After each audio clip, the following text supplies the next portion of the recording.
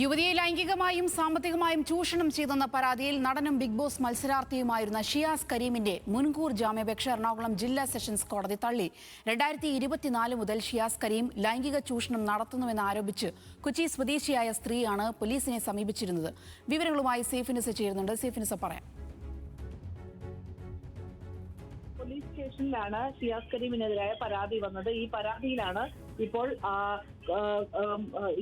ഷിയാസ് കരീമിന്റെ മുൻകൂർ ജാമ്യാപേക്ഷ തള്ളിയിരിക്കുന്നത്. എറണാകുളം ജില്ലാ കോടതിയാണ് ഈ അപേക്ഷ തള്ളിയിരിക്കുന്നത്.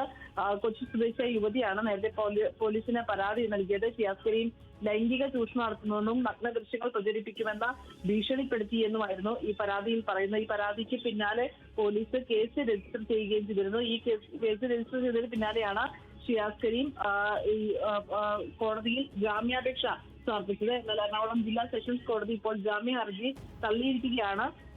ഈ പാലരുവട്ടം പോലീസ് സ്റ്റേഷൻ രജിസ്റ്റർ ചെയ്ത കേസ് കോഴിക്കോട്ടേക്ക് മാറ്റിയ സാഹചര്യത്തിൽ ഹർജി അവിടെ നൽകാനുള്ള നിർദ്ദേശത്തോടെയാണ് ഇപ്പോൾ ഈ ജാമ്യാപേക്ഷ തള്ളിയിരിക്കുന്നത്. 2024 മുതൽ ഷിയാസ് കരീം ലൈംഗിക ചൂഷണം നടത്തുന്നുവെന്നാണ് കൊച്ചി സ്വദേശിയായ യുവതിയുടെ പരാതിയിലുള്ളത്, സ്ത്രീയുടെ പരാതിയിലുള്ളത്.